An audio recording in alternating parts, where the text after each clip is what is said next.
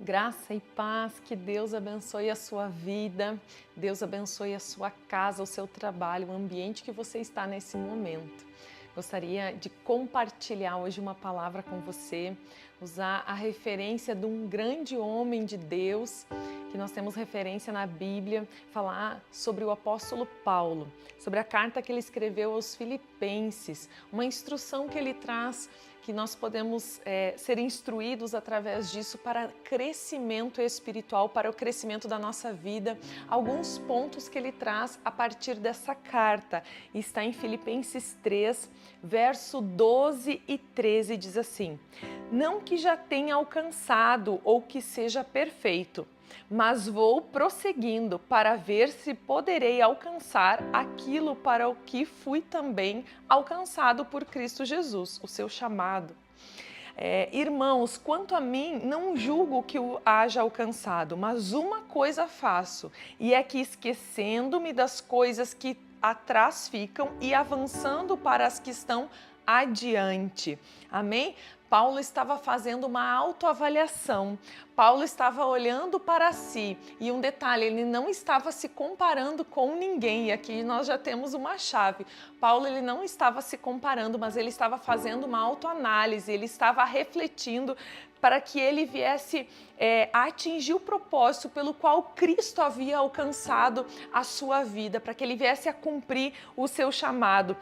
Então, ele estava convicto de que ele queria alcançar o seu chamado e ele estava se avaliando sobre isso. Havia ali também uma insatisfação santa, né? Ele estava, de certa forma, um pouco insatisfeito e trazendo para si algumas coisas de como ele poderia avançar. Por isso que ele estava dizendo, deixando as coisas para trás, aquelas coisas que ficaram para trás. Por quê, queridos? Porque nós precisamos quebrar o poder do passado sobre as nossas vidas. Tudo aquilo que nós não vencemos do nosso passado, nós não superamos, ele acaba vindo como um peso sobre nós e nos impedindo de avançar. Então ele diz, o que passou eu deixo para trás e eu prossigo. Amém? Então, o primeiro item que eu gostaria de compartilhar com você é que nós precisamos conservar a nossa capacidade de autoanálise, de como nós estamos. Constantemente, queridos, nós enfrentamos desafios. Creio que não é somente comigo, mas você também enfrenta desafios, não é verdade? E nós precisamos, quando a gente enfrenta algum desafio, avaliar o que isso está me ensinando. No que isso traz como propósito de crescimento na minha vida? Por que Deus permitiu eu passar por isso? Eu não estou transferindo a culpa de nada para outra pessoa, eu estou trazendo para mim o ensino, porque se Deus permitiu eu passar, às vezes, até algum conflito, o Senhor quer que nós venhamos a analisar. Bom, o que vem a se referir a mim com relação a isso? Não julgar qualquer outra pessoa que você possa ter tido algum conflito, algum desentendimento, não. Para mim, o que isso traz para mim? E aqui a gente pode usar outras duas referências da palavra de Deus, que foi Saul e Davi. Qual a diferença desses dois reis? Saul, Davi, eles foram colocados no trono pelo próprio Deus. Mas qual a diferença entre esses dois reinos? Saul, ele não tinha a percepção de autoavaliação e de corrigir aquilo que Deus estava apontando sobre sua vida. Ele sempre tinha uma desculpa, o porquê ele tinha feito algo errado. Então, quando o profeta vinha, né, que era a voz de Deus ali para corrigir Saul, ele sempre tinha uma desculpa para aquilo que tinha acontecido e ele não fazia uma autoanálise, dizendo, não, eu preciso corrigir isso, realmente isso não cabe a mim fazer. Ao passo que Davi, um homem também separado por Deus, que teve muitos pecados, né? Caiu em algumas coisas na sua vida, mas Davi, ele conservava essas características de autoanálise. Em determinado momento, Davi manda trazer a arca para Israel. E no meio do caminho, vinha num carro de bois, o boi tropeça, a arca quase cai, Uzá foi colocar a mão na arca, ele acabou morrendo naquele momento.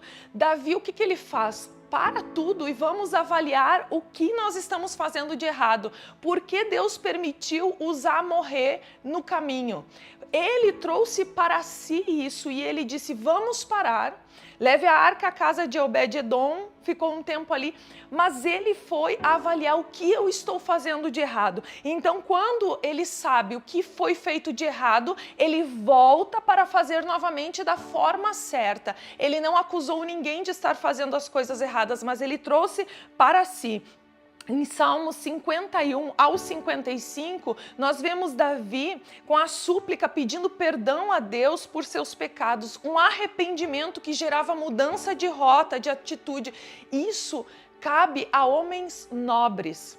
Isso é nobreza do homem, reconhecer os seus erros e consertar. Nós não vamos acertar sempre, queridos, mas essa consciência de autoavaliação e saber onde eu preciso corrigir é importante para que a gente possa prosseguir e prosseguir da maneira certa. Amém? Então, queridos, nunca perca essa capacidade de trazer para si uma autoanálise, de refletir para que você possa crescer e fazer isso da forma correta.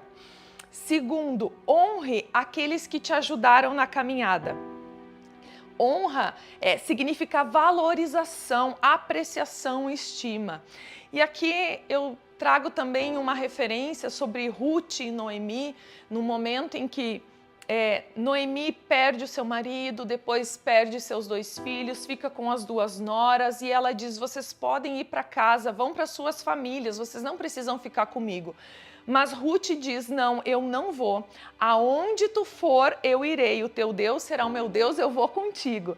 E ali houve uma honra da nora com a sogra. Ela poderia ter voltado para os seus familiares, mas ela honrou a sua sogra. Ela permaneceu junto. No momento de escassez e dificuldade, ela honrou a sua sogra. E o que isso aconteceu? O que veio acontecer após isso? Deus também honrou a vida de Ruth. Ela foi alcançada por Boaz e ali a gente vê uma restauração e ali faz parte da linhagem do Messias esta mulher. Então a honra, ela também atrai honra. E nós vimos na própria história de Jesus honrando o Pai, né? Ele falava sobre o Pai, que ele estava para fazer a vontade do Pai. Se o Pai trabalhava, ele também estava.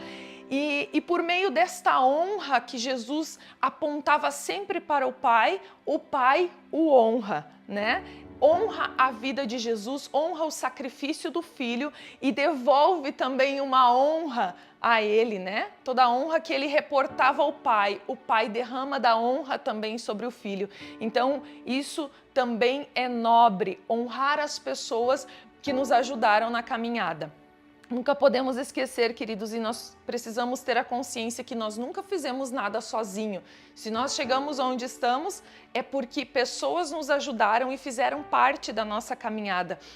Então, seja grato por aquelas pessoas que fizeram parte do seu crescimento. Por algum momento, talvez elas não farão mais parte ou não fazem mais parte, mas honre aquelas pessoas que estiveram contigo, te ensinaram, te levaram a outros níveis. Foi pela permissão de Deus, talvez por um tempo, mas honre essas pessoas, também é uma atitude nobre. Amém? Terceiro, o teu reconhecimento vem de Deus. Amém? Às vezes nós queremos ser reconhecidos pelos homens, mas o nosso reconhecimento vem de Deus.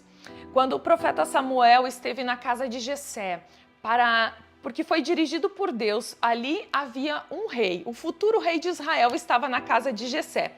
E Samuel chega lá e ele, né, chama o pai ali, o pai apresenta todos os filhos e não era aqueles filhos, porque Davi ele estava escondido lá atrás das malhadas, cuidando das ovelhas do pai.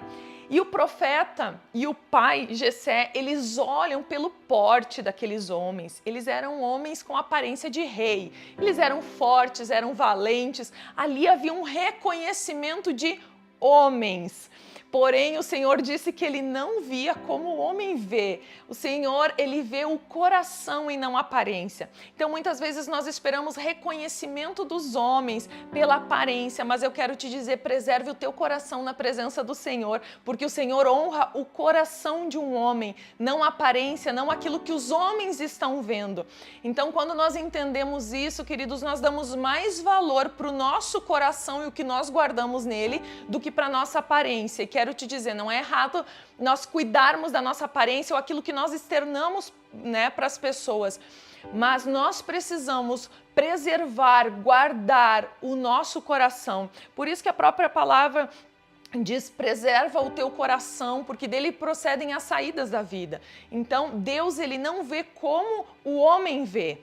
O homem vê só a aparência, mas o Senhor sonda o coração. Então, preserve o teu coração.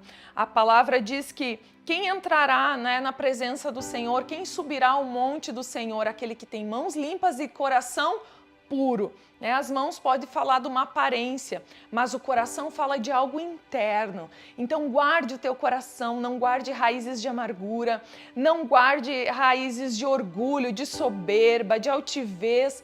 Constantemente coloque o teu coração na presença do Senhor, para que Ele venha sondar e te mostrar o que há nele que possa contaminar o teu futuro.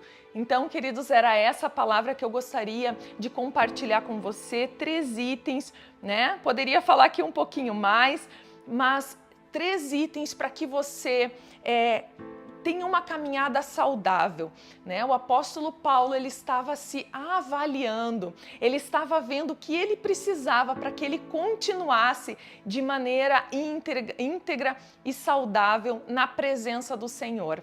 Amém? E nessa hora eu quero orar por você.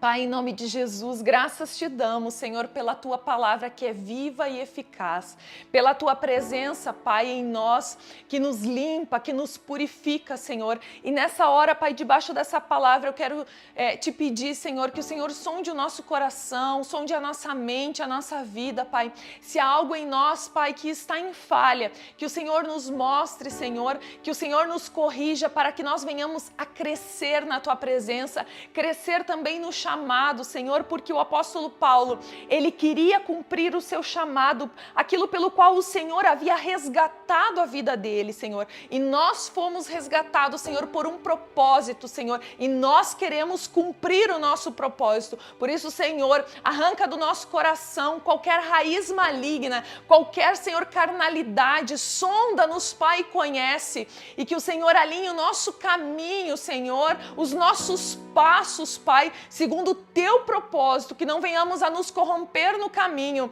mas nos santificar, estar dia após dia na Tua presença, Senhor, sendo instrumentos poderosos em Tuas mãos, assim como foi o apóstolo Paulo, Senhor. Que o Senhor nos use para a glória do Senhor, para alcançar muitas vidas e nações, em nome de Jesus. Amém, queridos? Deus abençoe você. Curta esse vídeo, compartilhe com outras pessoas para que mais vidas sejam alcançadas e abençoadas. Deus abençoe você em nome de Jesus.